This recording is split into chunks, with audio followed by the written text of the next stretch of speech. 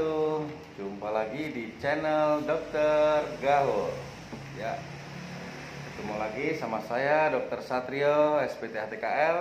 Hari ini saya bersama Pak Edi sama Mas siapa ini ya?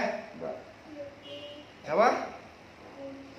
Sama Dek Yuki ya. Dek Yuki ini rajin main kesini guys. Jadi Dek Yuki itu produksi kotoran di liang telinganya itu agak berlebihan, sehingga 3-4 bulan sekali dia main ke sini untuk dibersihkan kotorannya. Dulu waktu awal-awal main ke sini sebelum ketemu saya itu sering dibersihin sendiri sama ini nih. Itu sama ayahnya. Hasil ya niatnya sih baik, tapi karena mungkin caranya yang kurang tepat, jadi kotoran itu malah kedorong ke dalam. Jadi waktu awal-awal dulu main ke sini agak susah tuh bersihnya, sampai beberapa kali, entah 3 atau 4 kali itu ya. Berapa kali dulu ya? Yang pertama kali masih ingat nggak? Main ke sini 3 kali ya? 3 kali guys baru bersih. Jadi ini yang kesekian kalinya. Coba ya kita bersihin, kita lihat dulu ya.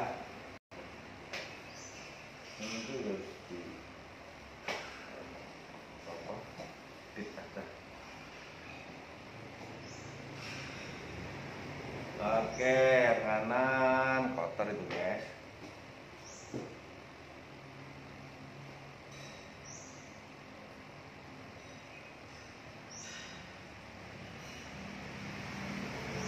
Tapi nggak terlalu banyak ya.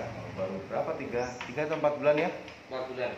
Baru 4 bulan, jadi nggak terlalu banyak. Oke, kita coba bersihkan pakai kanul saksen ya.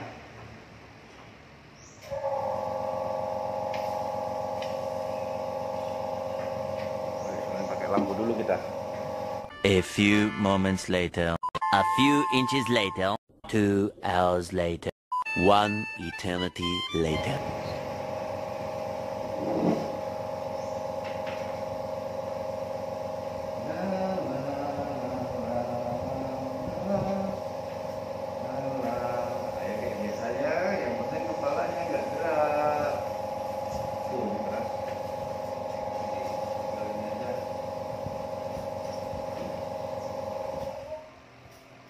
Jadi kalau kadang-kadang kotorannya agak keras itu pakai saksen tadi nggak bisa guys. Jadi kita coba pakai ini, namanya serumen H.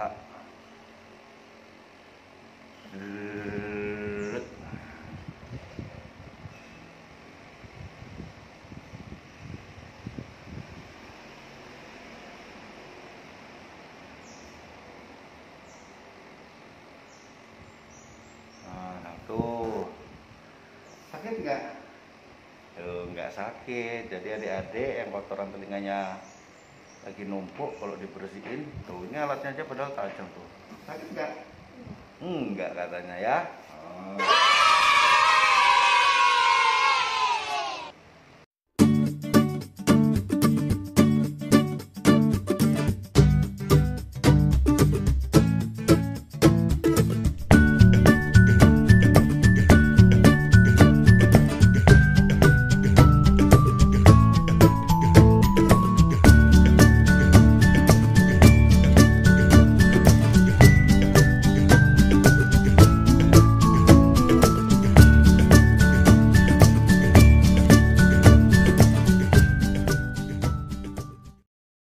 Oke guys, kali ini kita selesai membersihkan kotoran di kedua telinganya Kak Yuke. Panggil Kak karena udah punya adiknya berapa sudah? Duh, katanya 2 adiknya. Yang 1 gimana? Bunyi ya? Ya, jadi coba kita tanya. Bicaranya agak keras ya karena nggak ada mic-nya. Tadi waktu dibersihin sakit nggak? Mbak Yuke? Enggak katanya guys. Jadi intinya gini. Nanti setelah ini saya akan lanjutkan dengan pembahasan singkat tentang apa itu serumen, atau biasa disebut serumen prop, atau biasa disebut dengan impacted serumen, atau serumen impaksi, atau curek. Nah itu ya, nanti setelah ini kita lanjutkan sharing singkat tentang serumen. Bilang apa? Jangan lupa nonton channel YouTube Gaul. Jangan lupa nonton channel YouTube Gaul. Salah. Jangan lupa nonton channel Dokter Gaul. Jangan lupa nonton channel Dokter Gaul. Like, subscribe, comment, and share. Sombong amat. Gitu ya. Nanti setelah ini kita lanjutkan lagi dengan pembahasan singkat. Oke? Bilang salam gaul. Dadah, salam gaul. Oke guys, kita lanjutkan lagi setelah tadi kita sama-sama melihat proses pembersihan liang telinga, kotoran pada liang telinga.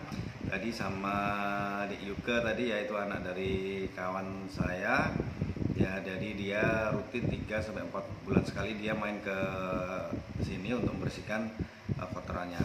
Karena riwayatnya dulu waktu awal bertemu dengan saya, kotoran telinganya itu sampai full memenuhi liang telinga dan sampai terdorong hampir sampai ke gendang telinga, sehingga proses pembersihannya waktu awal-awal dia main ke sini agak susah. Dan sekarang setelah teredukasi, nggak pernah korek-korek telinga lagi, nggak pernah bersihin sendiri lagi, 3-4 bulan lagi main ke sini satu kali pembersihan langsung selesai. Oke, apa sih serumen itu dok, atau kotoran dari kenapa ada kotoran di dalam liang telinga? Oke, kotoran telinga atau serumen itu merupakan suatu hasil produksi dari kelenjar di liang telinga. Ya, dia juga bisa berasal dari lepasan-lepasan kulit maupun dari partikel debu yang masuk ke dalam liang telinga kita. Dan kotorannya pun baunya khas, sehingga salah satu fungsinya bisa sebagai pelindung supaya serangga tidak masuk ke dalam liang telinga. Ya, jadi justru kalau liang telinga terlalu bersih itu yang sebenarnya kurang bagus. Ya, umumnya serumen itu warnanya coklat kehitaman, sehingga kalau teman-teman mau memeriksa telinga anaknya sendiri misalkan, gampang aja, tinggal daun telinga agak ditarik, kemudian dilihat pakai senter. Kalau nampak pantulan cahaya putih, kemungkinan itu gendang telinga. Tapi kalau itu ada warna coklat kehitaman yang mana memenuhi di dalam liang telinga, kemungkinan itu kotoran yang menumpuk di dalam liang telinga. Ya, konsistensinya pun bervariasi, ada yang lunak, ada yang padat. Bila mana kotoran itu masih di tempat awal produksi dari kelenjar kotoran itu sendiri, saya rasa tidak akan kesulitan untuk membersihkannya. Tetapi apabila sudah terdorong sampai ke dalam, memang agak sedikit susah untuk membersihkannya. Dok, kenapa bisa ada yang lunak, ada yang padat? Jadi kepadatan dari kotoran yang ada di dalam liang telinga banyak faktor yang mempengaruhinya. Ya, salah satunya bisa iklim, usia, kondisi lingkungan, atau faktor genetik. Oke, lalu misalkan dok, saya kadang-kadang itu kalau bersihin liang telinga saya itu kayak ada warnanya putih dok, bukan coklat, bukan hitam. Oke, kalau putih tinggal keluhan dominannya apa? Kalau ada kotorannya putih, kemudian dia ada keluhan dominan gatal, bisa jadi dia kita curigai sebagai kuman jamur, ya. Kemudian ada lagi yang bilang, dok, kadang-kadang liang telinga saya itu kotorannya itu nggak coklat hitam, tapi kayak blender gitu dok. Itu bukan serumen ya. Kalau itu produk infeksi dari infeksi telinga tengah yang kita bahas beberapa waktu yang lalu ya, infeksi, jadi bukan kotoran atau kita sebut congek. Kemudian seperti yang saya sampaikan tadi, bahwa serumen itu dia hanya diproduksi di kelenjar kotoran yang ada di sepertiga liang telinga luar ya. Jadi dari panjang liang telinga yang 3 cm itu hanya di sepertiga liang telinga luarnya yang memproduksi kotoran. Dan 2/3 dalamnya itu ya tulang, kemudian dilapisi oleh kulit yang sangat tipis, sehingga sangat riskan sekali kalau cara membersihkan kotoran pada liang telinga yang salah, itu bisa menyebabkan kotoran terdorong ke dalam, apalagi mengeras, dan biasanya akan lebih sulit dan sakit atau nyeri dalam proses pembersihannya nanti. Oke, Dok, ada pertanyaan lagi, apakah penumpukan kotoran pada liang telinga bisa mengganggu proses pendengaran? Ya, betul sekali. Terutama ayah bunda yang punya anak di usia sekolah, terutama usia SD, itu sering-seringlah dilihat kondisi liang telinganya, ya. Apabila liang telinganya tersumbat kotoran, itu nanti akan mengganggu proses mendengar, sekaligus mengganggu proses berkomunikasi, dan sekaligus mengganggu proses belajar dari anak ayah bunda, ya. Jadi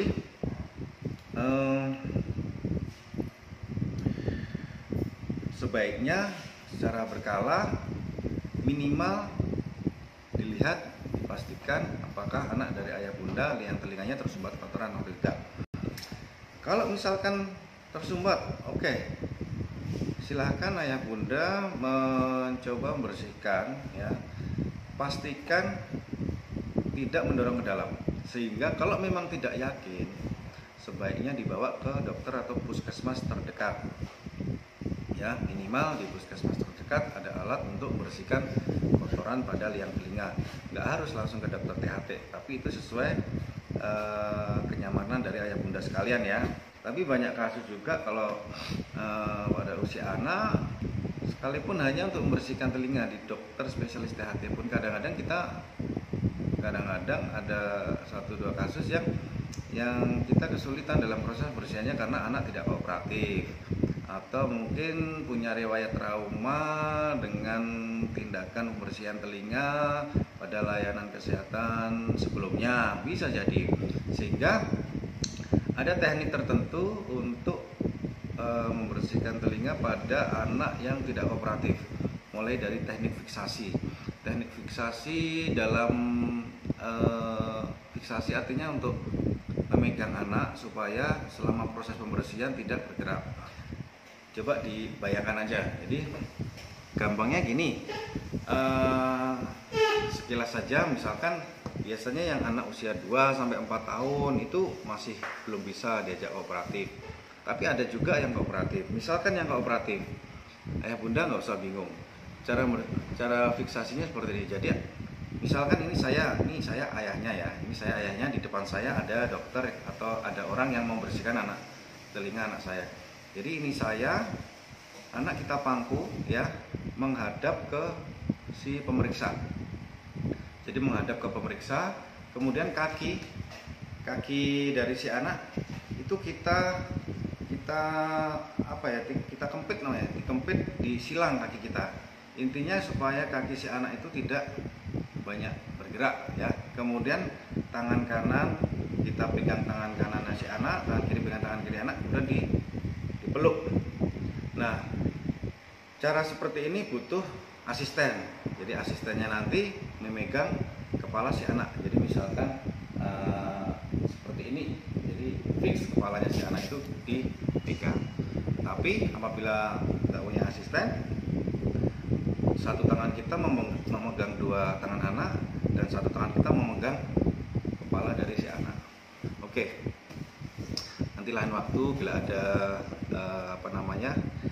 ada anak yang bisa kita kasih contoh, di video yang lain bisa kasih contoh. Jadi gitu ya, sehingga serumen ini justru justru penting sekali harus diperhatikan, terutama oleh orang tua, ayah bunda yang punya anak kecil, terutama anak usia sekolah serta guru-guru di sekolah usia dasar. Dan kadang-kadang memang beberapa fasilitas layanan tingkat pertama atau puskesmas itu punya program, salah satunya adalah screening pendengaran. Ya, ada screening mata, ada screening pendengaran. Biasanya anak-anak yang terkena screening baru dibersihkan oleh teman-teman kita yang dari puskesmas. Wow.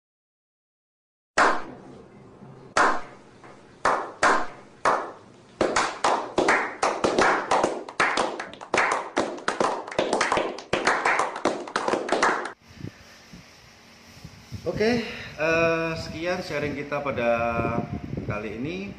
Kurang lebihnya mohon maaf.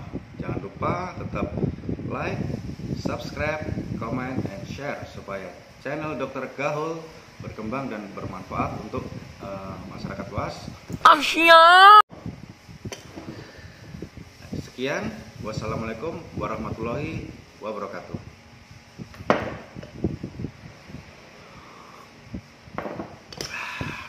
Mantap.